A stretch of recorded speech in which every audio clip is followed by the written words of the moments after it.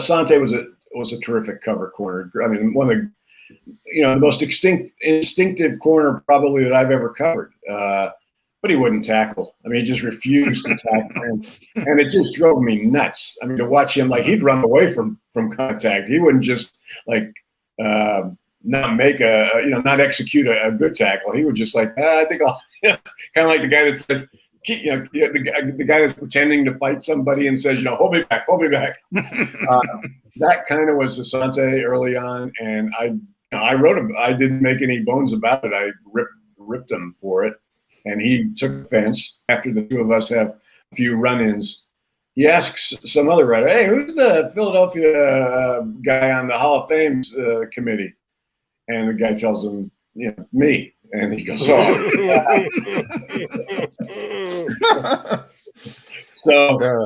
But after that, he swallowed his pride, and like I was his best buddy. I mean, he's just. He'd be always asking me, what do I need? What do I need to get in the Hall of Fame? I tell him, you need 10, 15 interceptions. Oh, man, I can't get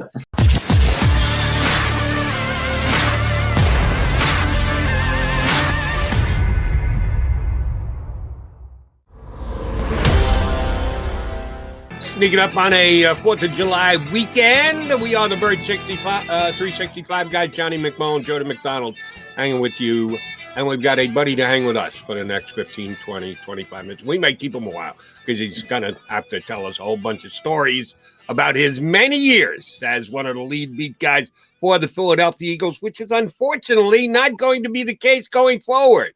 Hall of Fame voter for Philadelphia, our buddy Paul Domowitch joins us here on Birds 365. Domo, say it isn't so. It's so. Good morning, gentlemen. Good morning, Tomo. Yeah, but first off, I have to get a promise from you. Number one, I want you to stay on as the Hall of Fame voter because I want somebody there who respects the history of the game. So tell me you're not thinking about stepping away from that aspect of it. Well, I'm planning on staying. There are a lot of guys that have gone into semi-retirement that still are Hall of Fame voters, so that's my plan. But if they ever say you need to quit, John, you're my number one choice. I appreciate that. That's not true, but I appreciate it. And they're not going to ask you to quit, so I got my promise, so I'm happy. Damo, you've been doing it for a while, the Hall of Fame, and I do want to ask you some background questions about how when you took it over, but you dealt with the guys that have come and gone from the Hall of Fame voting committee. How much of a push is it when the powers that be decide, all right, we need fresh blood, we need somebody who is covering the team on a day in, day out? If you're judging by past guys who have come and gone from your group, how do you think that works? Have you ever talked to guys about it? Well, initially, several years ago, they seemed to really, every city in the league had a representative, still does, but there were very few at-large representatives. Since then, since the way the media has changed with people moving, with the onset of things like ESPN.com and all these other sites, they have a lot more at-large voters. It doesn't seem to matter as much, even though they still have a representative. I think we have 48 total selectors right now. There's a lot more voice from just people that have been around football a long time rather than people that are from those cities. So the big positive in my view is they've added, over the recent years, they added ex-players. They added Dan Fouts, they added James Lofton. Last year they added Bill Polian. I think they could still add even more because personnel people and ex-players bring a unique background the writers, no matter how long they've been covering a team or the league, don't bring. So I think that's made it a positive to the whole selector group. All right, I think with 38 years covering the Philadelphia Eagles and the NFL, Tomo. So you've seen it all when it comes to this particular team. You've been through all the regimes. Give us some of your best moments on the beat, or some of your your most notable memories from being on this beat? Because it's always an interesting one. I can say that. Yeah, I started covering the Eagles in '84. My first year at the Daily News. I came to cover boxing, actually, not specifically to cover boxing, but that's what they had available at the time, because they had moved some people around after Bud Shaw, a longtime writer, went to San Diego, and Rich Hoffman went to the Eagles. So I covered boxing for about 8 months. The USFL kind of came into existence. I went to there. And then a year later, I was covering the USFL and the Eagles. So, early years were awful with Marion Campbell. Buddy Ryan was, I didn't much care for the man, had a lot of flaws. Coach. It was a great defensive coach. Just had no idea how to. He just did not think offense was all that important, because he felt defense could always win games. And but the Stars, Dom, I got to get quick because Jody and I get into the USFL. The Philadelphia Stars and Jim Mora and Sam Mills and William Fuller and all the great players, Calvin Bryant, all the great players they had that turned into NFL stars. How much fun did you recognize Jim Mora right away as this guy's a pretty good coach? Maybe he's going to be around for a while. Well, I mean, he had been the defensive coordinator for the Patriots before they got him. He wasn't even their first choice. George Perlis was hired as the They hired him, and then at the last, at some point before their first training camp, George Perlis is offered the job at his alma mater, Michigan State. Yeah, and he leaves, I want to say 2-3 weeks right before their first training camp. And so it left Carl Peterson, who was the general manager at the having to find somebody real quick, and he made an outstanding choice in Jim Mora, who at the time might have been in his mid-40s, young guy, smart guy, good defensive coach, put together a staff in a hurry, a staff that, there are some people that became head coaches in the NFL, became coordinators that were around the NFL for a lot of years. He put together an excellent staff on the run. That was the 3 years I covered that team, while I was also covering the Eagles, were the most fun probably in my entire career. The access was, particularly compared to today's game, was unbelievable. You can talk to players anytime, anywhere. I was essentially the same age as them at the time. They were a good team.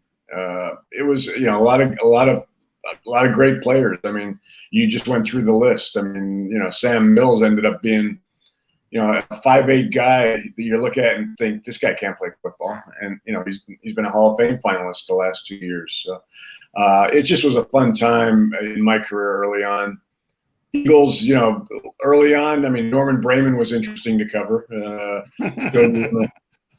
Jody remembers Norman. We had kind of a love-hate relationship. There were times when he refused to talk to me. There were times when you couldn't shut him up.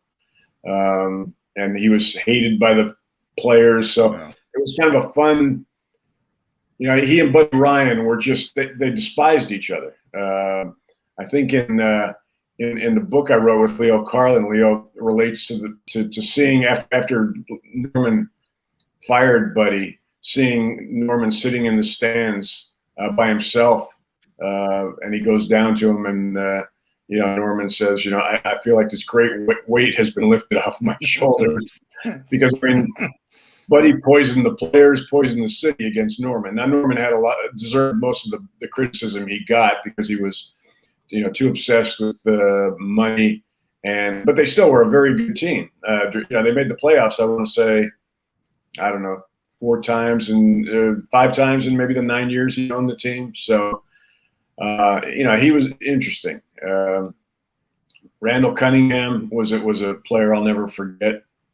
I wish, you talk about an unfulfilled potential. That kid had more ability than anybody I've ever covered.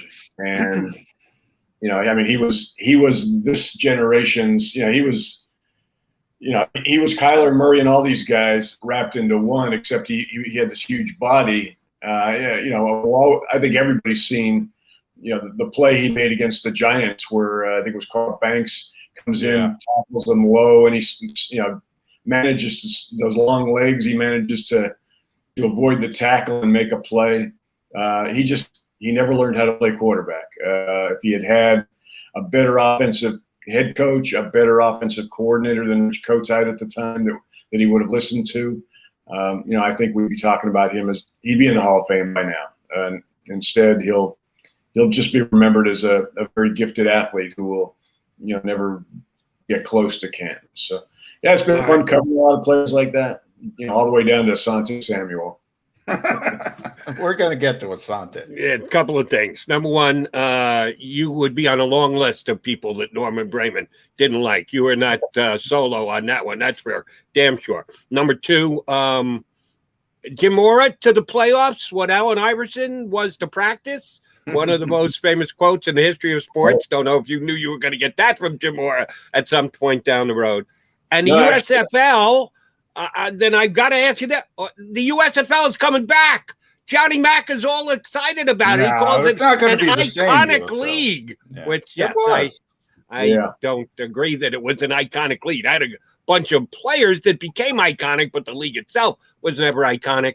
The Daily News going to ask you to cover the USFL. Maybe that's the way we keep you in the mix. You got the USFL cred. Come on. It's interesting because, when they made the announcement, last month, I think, John? The people they don't even own the intellectual property. No, they don't own anything. Yeah. The first call I made after I saw the release and the logo and everything, it made it sound like the people that put together the first USFL were involved in this one. And I called Steve Earhart, who was the last executive director of the USFL before it folded. And he didn't know anything about it.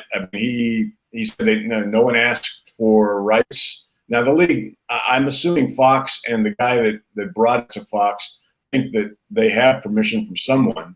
Otherwise, they wouldn't have been so bold to do it.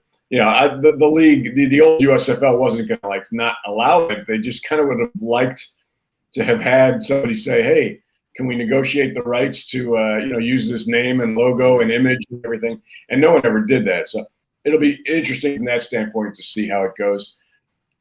From the league standpoint, in today's day and age, unless a league is affiliated with the NFL, I don't think a spring league has any chance of survival. I agree. And there's certainly the USFL isn't getting Reggie White level players and Jim Kelly and Anthony Carter and Garrison and on and on and on and on. Yeah. They were stealing players from the NFL. That's why it was such a big deal. First round picks, Domo. But I do want to, real quick, you can answer the USFL, but also want to take in, I want to know, did anybody like Buddy Ryan? And I want also Randall. If he finishes the deal in 98, do you think he's a legitimate Hall of Fame candidate if he has that Super Bowl ring from Minnesota? His overall numbers aren't great. I don't know that 1 year would have changed that for him. Maybe. I don't know. But, that kind of brought him back into the conversation, even if he had finished the job. I'm not sure it would have gotten him into the Hall of Fame, but you never know. Like I said, I just every time, maybe because I covered him so closely every day, when I always looked at Randall, I saw the unfulfilled part of him, not what he did, because there just was, he could have been such a great, great player, and that never happened. And Buddy, I want to hear if anybody. Give me somebody who liked Buddy Ryan. Eagles. Every Eagles fan. All his players. Well, no, I should say it was and the players. Yeah. They used to back when he was the head coach. They used to have Joe. Do you remember the place Ribbit? Sure. The rib restaurants all over the. I don't know if they still have them or not. I don't think they do. Anyway, he would do a show. You went from Marion Campbell, who would do a tape recorded weekly show, like you had to give Merrill Reese your questions in advance, and if they were acceptable, then he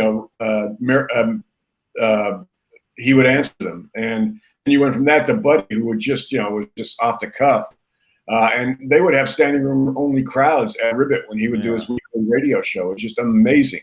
And the players, I mean, Buddy was a master at causing divisiveness, like getting people close to him and alienating whoever he wanted to alienate. In his case, it was Norman Braman and Harry Gamble, the general manager at the time. And the players, I mean, we all remember the onset of free agency in '94. Which was caused by a lawsuit that Reggie White was involved with. And when it happened, I mean, the exodus of players out of Philadelphia was just mind-numbing. I mean, Keith Jackson, Reggie, everybody wanted out. Seth Joyner and Clyde Simmons, everybody wanted out once the door was open because they didn't want to play for Norman Braman. Oh, I think it's amazing. And I didn't move here to Philadelphia till I was 30 years old. So I didn't grow up here, but I've been here over 30 years now. I was 29 when I moved here. If you asked your average 60-year-old Eagle fan, born, bred, right here in the Delaware Valley, have never moved, and there's a lot of people like that, who your favorite Eagle coach is of all time. Yeah. That would include Dick Vermeil, who went to a Super Bowl, Andy Reid, who went to a Super Bowl and a litany of championship games, Doug Peterson, who won a Super Bowl. Who are your favorite coaches of all time? I think Buddy Ryan would win. I think he'd get more votes than anybody else, who has won the exact same number of playoff games that either me, Johnny, or Damo has won. That would be 0. But if you ask the fans who their favorite coach was, it would be Buddy Ryan, because he was a blue-collar, blood and guts, man of the people, beat the man down type of coach. And they actually put that on a higher pedestal than winning football games, specifically during the postseason. Still boggles my mind to this day. I should have pinpointed it more. I was speaking more of people he worked for. Because if you go back to Ditka, you go back to the '85 Bears, they hated each other. They're carrying, the players are carrying each of them off the field. There was such a disconnect. You got Philadelphia. I think he liked Bud Grant back in the day, but I'm not sure. I don't know if he got along with anyone he ever worked for. One guy, Weeb Eubank. Okay. I mean, his entire life, he always referenced Weeb. And, he was the defensive line coach on that Jets Super Bowl team, I believe. And, he always referenced Weeb when it came to, somebody that he patterned himself after, or something he patterned himself after defensively. It was always Weeb. Let me share a quick Buddy Ryan, Weeb Eubank story with you guys. As you know, my father worked for the New York Mets, which was going every day to the office, which was Shea Stadium, which they shared with the New York Jets. And my father told me that of all the Jet coaches that would come up to the executive floor, the guy who would flirt most with the secretaries was easily Buddy Ryan. Not even close. That most of the Jet coaches, you would never see him on the administrative floor. But he said Buddy Ryan was in his quote-unquote offices every day flirting with the secretaries. So believe it or not, back in his early days when he was working for Weeb Eubank, Buddy Ryan, chick hound, absolutely was a player. Was up there trying to get dates all the time. In the book I wrote with Leo Carlin, one of the great stories. He had a lot of great Buddy Ryan stories because Buddy didn't much care for him. But Leo was a St. Joe's prep grad, and all of his kids, all 5 of his sons went there. Anyway, he manages to get Buddy to reluctantly go to a St. Joe's prep booster club meeting and speak. And Buddy does it like grudgingly, and he gets there and says absolutely nothing. I mean, being a complete butthole. And yet the place was packed. I mean, there's people sitting on windowsills. And then even though the man was obnoxious to the crowd, they couldn't get enough of him. They thought, oh, this is Buddy Ryan, this is great. And they leave, and they're and Leo had driven him there from the stadium. Going back, Buddy pulls out a bottle of whiskey from under the seat, which he apparently smuggled in initially, and is like drinking in the car. And Leo's like, where'd you get that? So he told Buddy, you ever come in this car with alcohol again? And your persona non grata. And Buddy just ignored him. He just like, I mean, he didn't continue to drink, but he pretty much like, yeah, it's like somebody's parent talking to them and they ignore him. That's the way Buddy reacted to him. And Jody, to your point, I wouldn't think Buddy would play offense. He's a defensive guy, so that's a little bit of a surprise. But yeah, I do want to mention, because Damo, it is beach season, so pick up his book, and that's a bird's eye view. Leo Carlin was with Damo.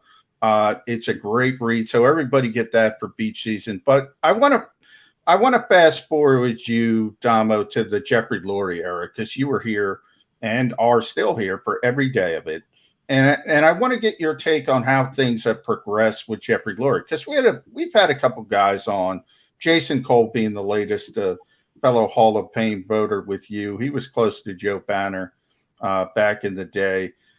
Kind of the shift of Jeffrey Lurie, the metamorphosis as he's continued.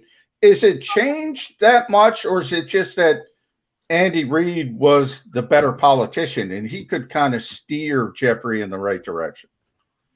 Yeah, I mean, but for most of 14 years with Andy, they've been hiring Andy was very controversial. I mean, he was a quarterback's coach with Green Bay at the time, had never called plays, which was a big thing back then.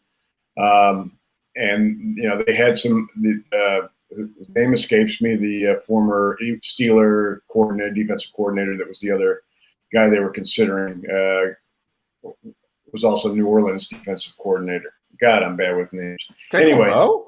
They were no. Jim Haslett. Yeah. Haslett, right. Yeah. They ended up going with after doing a lot of research, to their credit. I mean, they took a gamble going with Andy, and it paid off. I mean, I know he didn't win a Super Bowl here, which people will forever punish him for. But he was a great coach, and Jeff kept his distance during that. He never interfered. Now, again, like you said, this is Andy. He quickly established some cred by taking him to playoffs early. So coaches are going to tell him what to do. Once we get into the Doug Peterson era, even when he wins a Super Bowl, you've got a situation where Jeff's interfering with coaching hires, coaching fires, things like that. I'm not sure what caused that. I think probably concerned by him that Doug that he just didn't totally trust Doug to make those kind of moves. And I don't, and I think I don't know what we're going to see with Nick, but I'm sure there was input, more input than there was. I mean, there was input back when you go to Andy putting his coaching staff together. I mean, Banner and Lurie discussed things with him, like, how much experience you want on your staff, getting older coordinators that have been around a while, like Jim Johnson and Rod Dowhour initially, before they started taking younger guys. I think that's what with this staff, I've got to believe that Jeff and Roseman had input into keeping Jeff Stoutland, because, I mean, that's not something, that Sirianni would have known, really. I mean, he would have known that Stoutland by reputation was a good coach, but I don't know that he would have kept him on as offensive coordinator. So he seems to be more micromanaging now than he has for most of the time he's owned that team since he hired Andy. Now, before that, we saw a lot of that as well when Ray Rhodes was the coach. Early on when he first got here as the owner and bought it from Bremen, there was a lot of stuff going on there as far as, that's when he would be at the combine with a stopwatch, he and Joe. That was more over exuberant. Yeah. That was Harold Katz with the combine. They quickly learned that they didn't know what they didn't know and left it to the professionals. But so I'm going to be interested to see how this plays going forward. Is he going to go back to I think right now he's still going to be very involved, because this is a team that's at a very crucial point in its existence. I mean, they're retooling. They're making many they're making many changes, and I don't know. Howie's job is not in jeopardy, at least yet, but there's got to be some doubt, at least starting to creep into Jeff's mind about whether this guy's up for the job. So I think we're going to continue to see him be involved on on that kind of basis for a while here. Demo, I know you got the Brayman era and certainly the Lore era. Did you catch the tail end of the Leonard Toews era, or was Norman already the owner by the time you started? No, the year before I was there for the whole almost went to Phoenix debacle, and I was there for the good part. Gotcha. All right. When he said, in fact, the quote to me was, I'll move this team over my dead body. And then a day later, his daughter is looking for schools in Phoenix for his. Exactly. All right. So you had 3 different owners, which means a lot of executives. And when I say executives, general managers, presidents, people of serious power that could make and move and shake things in the organization. Right. Of that large group, who was the one who you thought was the straightest shooter? Because some people believe in misinformation and giving stuff to guys to maybe get someone looking in a different direction or not tip their hand for something they're planning on doing down the road. Either on the record or off the record, who is the straightest shooter as an Eagle executive you ever covered? Guys, help me again with a name here. Former Pittsburgh Steelers exec that was hired right before Andy. Tom Modrak. Tom Modrak. Tom, clearly straightest shooter I've ever covered. Never lied to you. His mistake was, and he was a very good executive, as he proved in Pittsburgh and even here. But he took over. He was the one that did not want Andy, which kind of put him behind the 8 ball in the first place. And then after Andy took over, his agent wanted him to become. That was when they were looking for head coaches to become general managers as well. Have be in charge of the whole shooting match. And so that was it for Modrak. I mean, besides that, he also didn't much care for. He did a poor job of telling. There are ways, if you're working for a guy and a general manager, if you're working for like people like Banner and Lori, who are getting a little too over your shoulder, some people have a knack for being able to massage them out of the picture without offending them. Tom had no time for that. He basically told him to get away. You hired me, now get the hell out of my face. And that didn't play well. He was gone a year later. So, that's when they made it. 2001, they made Andy the executive vice president of football operations, and the rest is history. Well, speaking of offense, Tom, okay, we have to get into it. And a lot of people don't know our buddy Mike Sealski, friend of the show, was called a weasel this year. You were the original weasel. Actually, it was Bobby Heenan, but Jody and I are wrestling guys. But Asante Samuel, tell us the Asante Samuel story. And you guys are pretty much tongue-in-cheek at this point. Well, Asante signs with the Eagles, and Asante was a terrific cover corner. I mean, one of the most instinctive corner probably that I've ever covered. But he wouldn't tackle. I mean, he just refused to tackle, and it just drove me nuts. I mean, to watch him, like, he'd run away from contact. He wouldn't just not make not execute a good tackle. He would just I think I'll kind of like the guy that says, the guy that's pretending to fight somebody and says, hold me back. That kind of was Asante early on, and I wrote him. I didn't make any bones about it. I ripped him for it, and he took offense. And we had a couple. I mean, Asante's smaller than me, but we had a couple locker room things where he would just kind of get in my face to try to intimidate me when I was talking to somebody else, which just annoyed me to no end, because you're trying to conduct an interview with somebody else and a third party is disruptive. It just drives you nuts, as you guys know. So, I mean, that's how it started. We were that way for a while. Then he finds out at some point, I forget who told him, Asante from the day he entered the NFL, was obsessed with making the Hall of Fame. So at some point, shortly after he gets there and after the two of us have a few run-ins, he asks some other writer, hey, who's the Philadelphia guy on the Hall of Fame committee? And the guy tells him, me. And he goes, oh.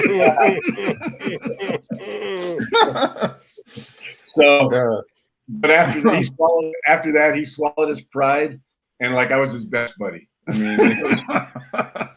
mean, he's just, he'd be always asking me, what do I need? What do I need to get into the Hall of Fame? I tell him, you need another 10, 15 interceptions. Oh man, I can't get and I still, one of the most memorable moments of my career is Asante leaves and goes to Atlanta. And I remember it because it was the day Garrett Reed passed away. I was down in Flowery Branch, Georgia, where the Falcons train for training camp. I was down there that day to do a Michael Vick story. No, was it Vick? No, Vick was already up here. It was to do Asante, I guess. But as I'm coming out the door of the facility to head towards the practice field, I'm still like, I want to say 100 yards away from Asante, who's out on the field in the middle of drills, and he spots me. And he's going, Domowitch!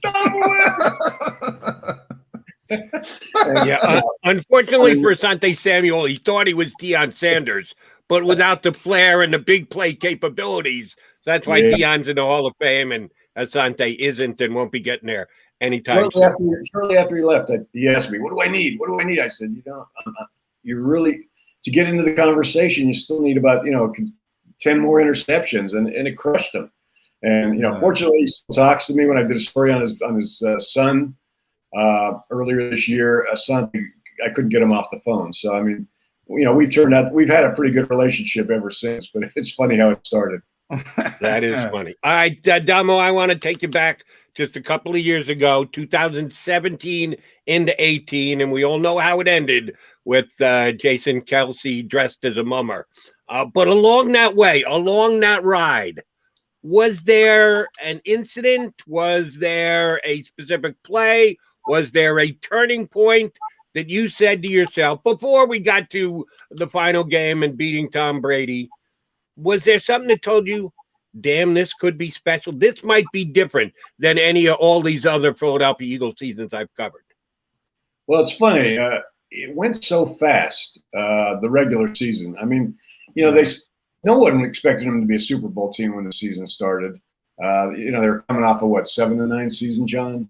I mean, they were a decent team, but they caught lightning in a bottle. And at some point, I'm trying to think when during that regular season, they just suddenly were like unstoppable. I mean, the schedule was favorable. They didn't play a whole lot of tough teams, but they just started killing people. And then, but you're still thinking, okay, that's fine. But and then Carson goes down in the LA Coliseum in week 14, I believe it was, and I thought that was it. I mean, we all did. It was like a week at the NovaCare complex that week. It was like a week. They thought it was over.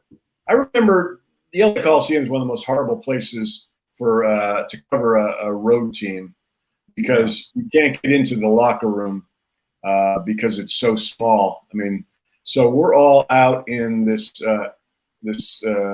small alleyway outside the locker room, waiting for players to come out. We don't know. We're pretty sure that Carson's out for the season, but we don't know. We're waiting, and you're right. It was like a wake as the players are coming out. They're talking. They're doing the we're going to carry on. Next man up. But let's face it. And then Nick Foles takes over, and still you're like, there's no way they win with Nick Foles. I don't think I thought, Jody, that they had a chance to win the Super Bowl until the ball goes through Julio Jones's hands in the end zone in a play that should have eliminated them from the playoffs. I mean, there's no reason.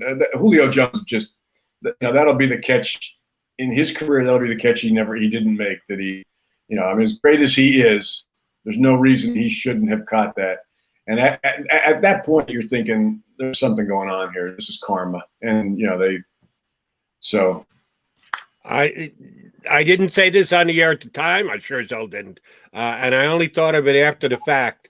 I've said on the air several times since, the person most responsible for the Philadelphia Eagles winning a Super Bowl, Teddy Bridgewater. Because he goes down preseason. Sam Bradford gets dealt. Carson Wentz gets put in probably before his time. I know it's a year later, but it began the steps that led to the 2007 Super Bowl. So when Teddy Bridgewater shows up with the Denver Broncos this year, I think yourself, John, we should all go down and shake Teddy Bridgewater's hand when he comes into the. Well, Carson would have been there anyway by the next season. But you're right; it kick-started things. There were so many things. Chris Long, Patrick. Remember training camp, Damo? We're all like, Patrick Robinson is having a mental breakdown playing outside corner. He just looked awful. And then they moved him inside to the slot. He's the best slot cornerback in football. That is lightning. That is lightning striking. And there were so many examples. And that was not a stroke of genius. That was this is his only chance at making this team. I mean, Jim says, okay, take a shot at, move him inside, see if you can make it there. And, and he ends up being one of the big difference makers on that team that year. Yeah. It was just Nick Foles did in the playoffs. It's just, I mean, I still look at those numbers. You look at his third down numbers, not only in the Super Bowl, but in the other two playoff games. I mean, he did nothing after that. His career was very ordinary before that. I mean, that's why I mean lightning in a bottle. I mean, it was like the man was touched by the hand of God. Yeah. He just, it's just. And Damo, you go all the way back to camp again.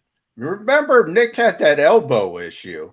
And then months later, Brandon Graham tells us he was thinking about retiring. I got him together with my acupuncturist, and he said, all right, let's go. Let's give it a try. He was thinking about walking away.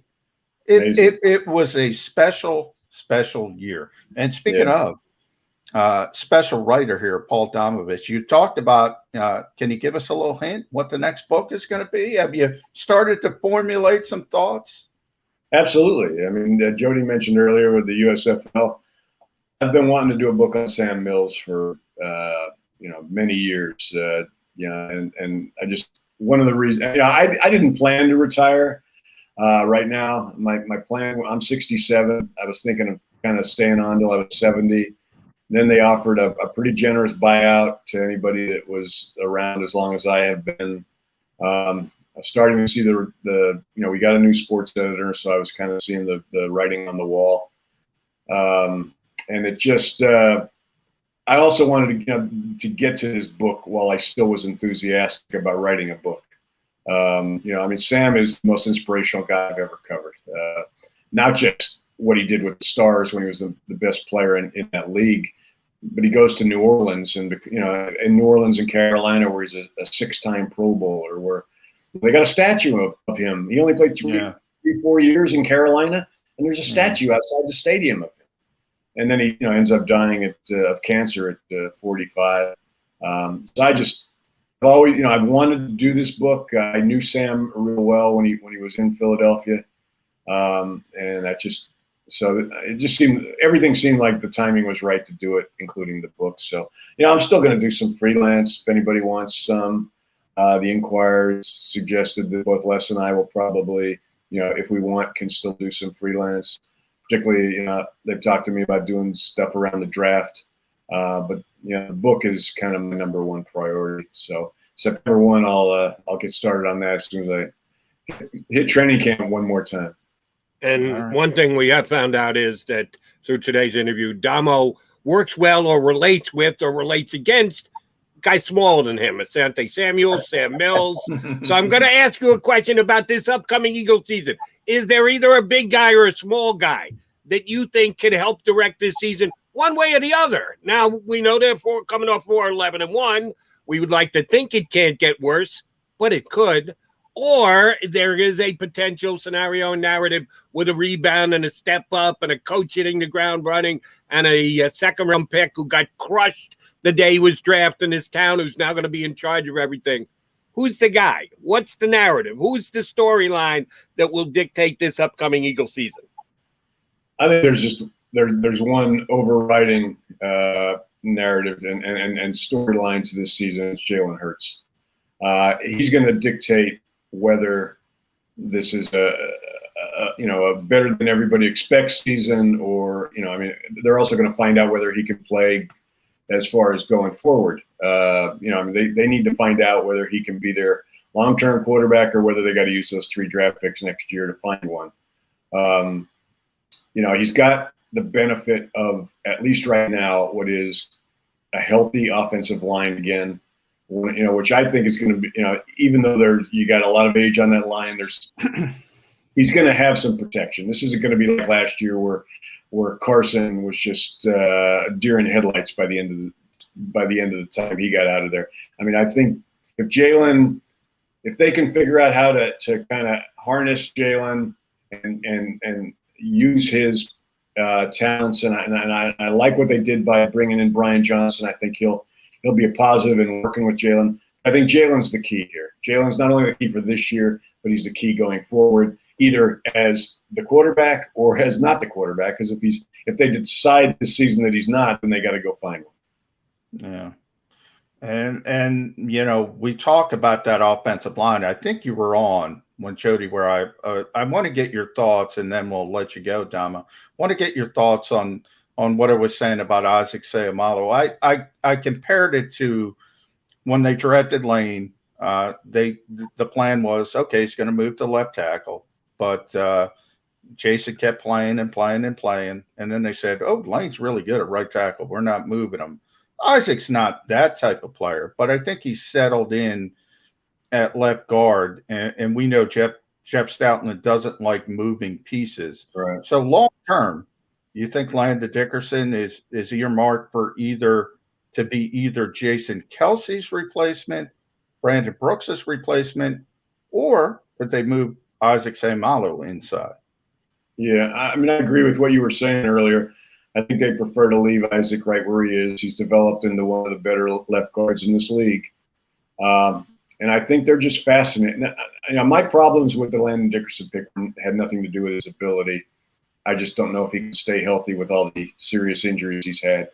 But I think they are fascinated by the prospect of taking a 6'5", 300, what is he, 50? 30. Yeah, he's big. 30-pound guy at center. You'd be going from Jason Kelsey, one of the most athletic, undersized centers in the league, to a monster in the middle who also is incredibly athletic.